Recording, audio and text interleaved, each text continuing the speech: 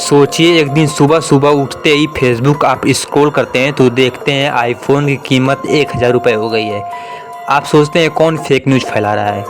फिर आप उसके कमेंट में घुस के गालियाँ देते हैं और जल्दी से स्क्रॉल आउट करते हुए बाहर आ जाते हैं।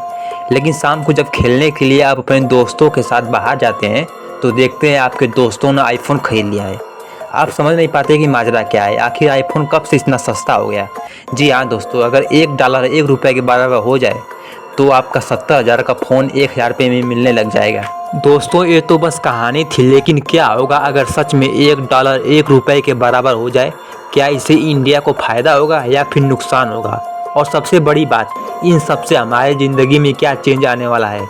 अगर इन सवालों का जवाब जानना है तो हेलो दोस्तों, मैं हूं अंकित। चलते हैं आज की वीडियो में।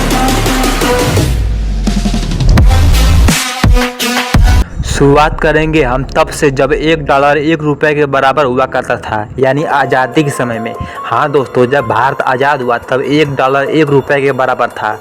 लेकिन क्योंकि आज़ादी के बाद भारत को कई योजनाएं शुरू करनी थी, जिसके कारण हमें विदेशों से कर्जा लेना पड़ा और धीरे धीरे भारत पर कर्ज का बोझ बढ़ता गया और भारत की रुपए की वैल्यू गिरती चली गई। 1951 में पहली बार भारत सरकार ने पंचवर्षीय योजना के दौरान कर्ज लिया, जिससे 1966 तक $1 4 रुपये 66 पैसे के बराबर हो गया। फिर 1975 में $1 की कीमत 8 रुपये 29 पैसे हो गई। फिर 1985 में $1 की कीमत 12 रुपये हो गया। फिर 1993 में $1 की कीमत 31 रुपये हो गई। फिर 2010 आते आते 40 रुपये 50 पैसे तक हो गया और 2013 आते आते रुपए की वैल्यू 65 रुपये तक गिर चुकी थी। लेकिन अब अगर भारत रुपए की वैल्यू बढ़ाकर $1 = $1 कर देता है तो इससे भारत को कई सारे फायदे होंगे और कई सारे नुकसान भी होंगे, जिसका असर हमारी जीडीपी और हमारी लाइफ पर दोनों पड़ेगा। क्योंकि $1 1 रुपये के बराबर होने से कई फायदे होंगे और कई नुकसान होंगे, तो हम इस पर बारी बारी चर्चा करने वाले हैं। तो हम बात करेंगे पहले फ़ायदे के बारे में। जब $1 1 रुपये के बराबर हो जाएगा तो हमें क्या क्या फ़ायदा हो सकता है। पहला, इंपोर्ट सस्ता होगा। रुपए का मूल्य डॉलर के बराबर हो जाएगा तब सामान खरीदने के लिए तब के तुलना में हमें कम कीमत चुकानी पड़ेगी, जो कि किसी ग्रोइंग कंट्री के लिए फ़ायदे की बात है। उदाहरण के लिए, जो फ़ोन हमें 70,000 रुपये में मिलता था वो हमें बस 1000 रुपये में मिलने लग जाएगा। और डेली लाइफ में बहुत सी ऐसी चीज़ें जो हमें बाहर देश से लानी पड़ती है, जिसकी कीमत घट के बहुत कम हो जाएगी। क्योंकि जब सरकार किसी चीज़ को कम दाम में खरीदेगी तो हमें कम दाम में देने की कोशिश करेगी। दूसरा, डीजल पेट्रोल की कीमत कम हो जाएगी। कच्चा तेल जिसको खरीदने के लिए भारत बड़ी मात्रा में धन खर्चा करता है, उसकी कीमत एकदम से गिर जाएगी, जिसके कारण हमें डीजल और पेट्रोल बहुत ही कम दामों में मिलने लग जाएगा।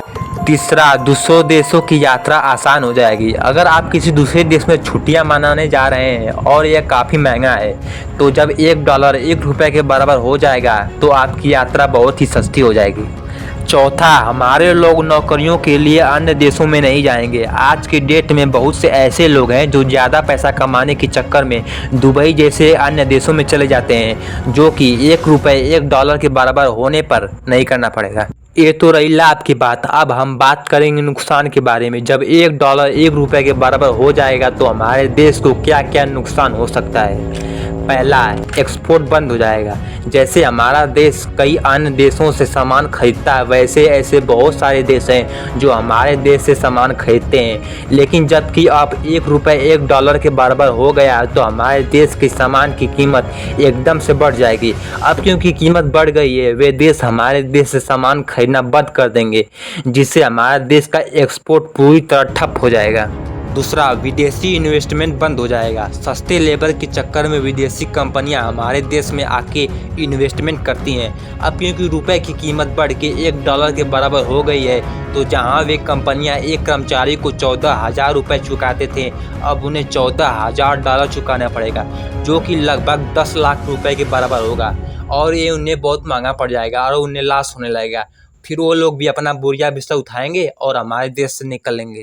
तीसरा, हमारे देश में ज़्यादातर कंपनियां आईटी और सर्विस सेक्टर में इन्वेस्ट करती हैं और हमारे देश की 70% जीडीपी इन सभी सेक्टरों से आती है और 27% लोगों की इन क्षेत्रों में नौकरियां लगी हुई हैं। और इन कंपनियों के जाने के बाद ये 27% लोग बेरोजगार हो जाएंगे। इसके अलावा विभिन्न चीज़ों की कीमत कम हो जाने से लोग लेबर की तुलना में मशीन को ज़्यादा उपयोग करने लगेंगे, जिसके कारण लेबर रोड पे आ जाएंगे और हमारे देश में बेरोजगारी की संख्या आसमान छूने लगेगी। संक्षेप में बहुत कम संभावना है कि भारतीय रुपये अमेरिकी डॉलर के बराबर हो।